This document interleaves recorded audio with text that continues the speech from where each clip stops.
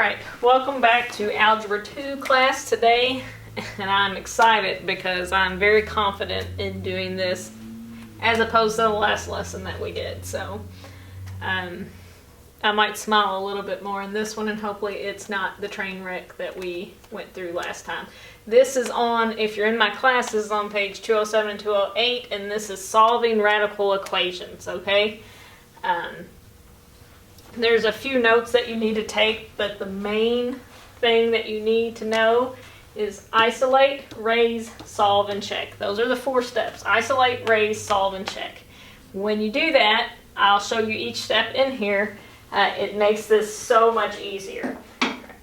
Obviously, there's more, I guess, wordage that goes with that, but those are the main ones that you need to know. Isolate means that the radical needs to be on the side by itself.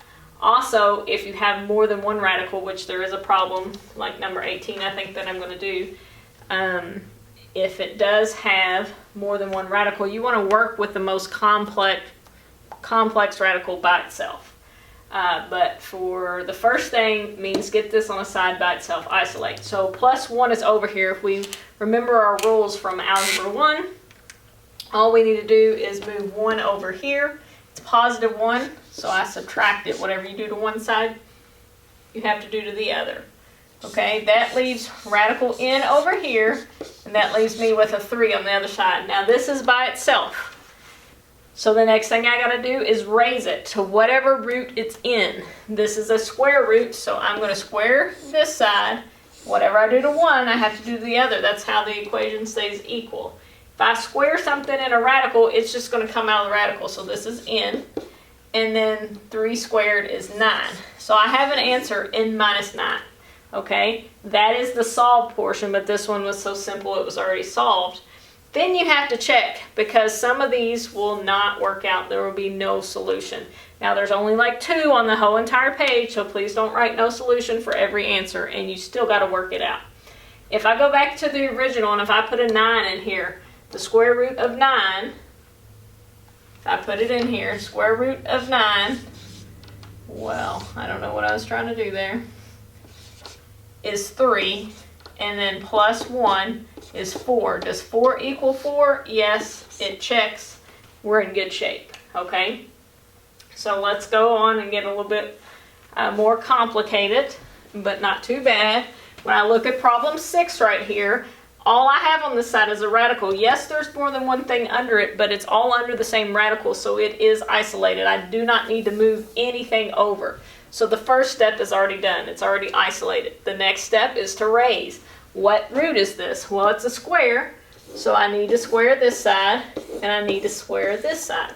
Okay, when I square that, it just comes out of the radical. You don't need to do any math or anything. Just drop the radical.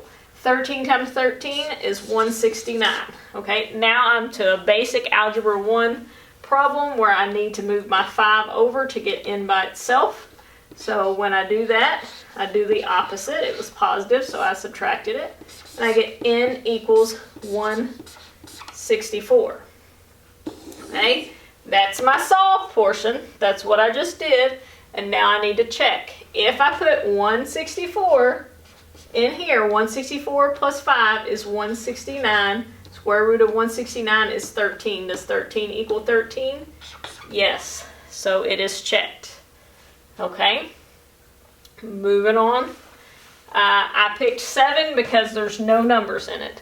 So I wanted to show you that. And I picked 11 because it's not a square, it's a cube. And then I'm going to do 18 because it's complex. So on problem number 7, this again is a radical on a side by itself. There's nothing added to it. There's nothing multiplied to it. So it's already isolated. So step 1 is done. Step 2, raise.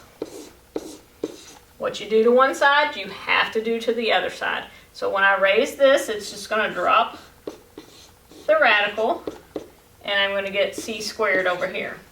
Now, in this particular problem, it says solve for x. So x is what I want by itself. So pay attention to what they're asking. I need to move d squared over. I subtract it because it's positive. And x equals c squared minus d squared. Okay, that's the solved portion. X is by itself, that's what they wanted. But now I need to go back and check. Wherever there's an x, I need to put c squared minus d squared. So right here, if I redid this,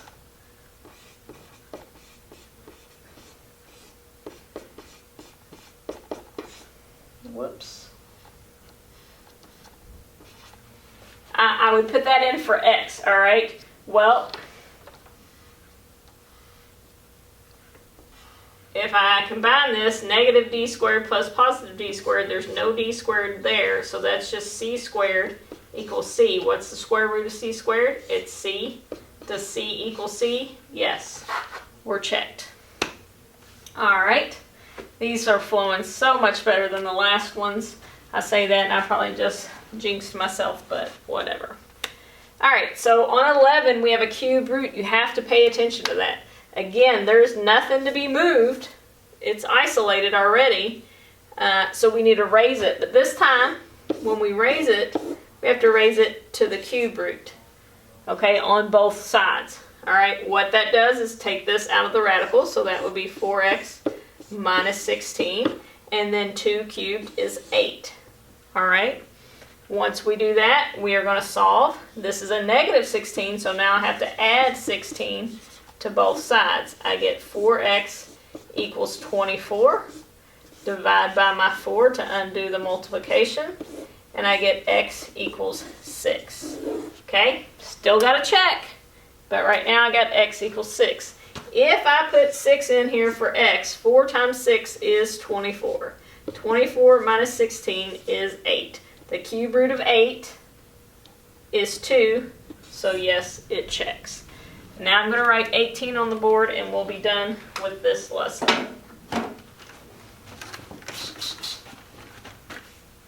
I'm always checking to see if it's recording. I've made that mistake too many times and had to redo my work over and over, so a little paranoid.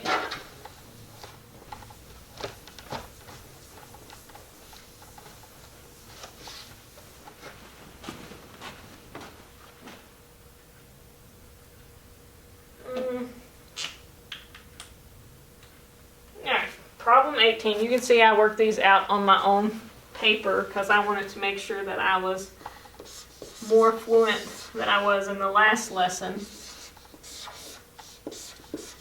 So I worked them out so that I could have a little bit better understanding so that I could maybe articulate them a little better. So let me double check though, because I always write problems down wrong. Okay, that looks correct. All right, so on problem 18, this brings up a couple different issues. One, these are not isolated. Two, there's two sets of radicals. So if there's two sets of radicals, we want to solve for the most complex one. It's easier to drop the radical on the most complex one than on the small one. So this is the radical I want to get by itself. So I need to move that over. This is 2 radical x and it's positive, so I'm going to subtract 2 radical x from both sides. That leaves me with radical 4x minus 11 equals 1 minus 2 radical x. Okay, it's an ugly looking problem. But this is now isolated by itself. Don't worry about that side. Now it says to raise. When I raise this side, all I do is drop the parentheses, so I get 4x minus 11. When I raise this side, this is a binomial, right? There's a term here and a term here, only separated by a plus or minus, okay? I have to FOIL that out, so I need to do that. So I will write that here, and we will FOIL it out to get the answer over here.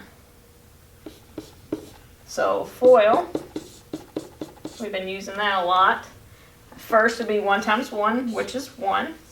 On the outer would be 1 times negative 2 radical x, so that would just be negative 2 radical x. On the inside it would be negative 2 radical x times 1, so again that would be a negative 2 radical x. And then on the last, I would have a negative times a negative, so that makes it positive. And that would be 4 radical x squared, and yes, I'm going to simplify that when I move it over. So let me move this over. I have that on that side. Now I will have 1. I can combine these two terms, a -2 and a -2, make a -4 radical x, and then plus whatever 4 times x squared is. Well, the square root of x squared is x, and if I multiply that by 4, I get 4x. So that should be 1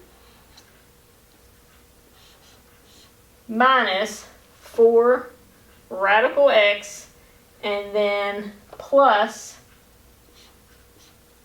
4x. There went my sheet that was helping the glare on the board. So this is what I'm working with right now. Alright, I can't combine any of those right now, but I can move my x's over to try to get x by itself. When I move this 4x over, I'm going to subtract it. I'm going to move it over here. What happens? 4x minus 4x leaves a -11 and a 1 minus 4 radical x. I can move that 1 over if I wanted to, and I get -12 equals 4 radical x. I can even divide by 4 and get radical x equals -3. However, I can't do anything. Once I realize that these canceled out and I can't pull that out because that's not a squared, this is a no solution problem. Nothing, you can do nothing. You can reduce it to this, but you can't get x out of the radical because it's not a squared. So this is a no solution problem. If your x is canceled out and there's not one that's not under the radical, you can't do anything and it's a no solution. Okay? I hope that was a little clearer than my last video, and I hope you can do this because this is more of the application that you would use as opposed to what we have been learning. Alright, I'll see you in the next class. God bless.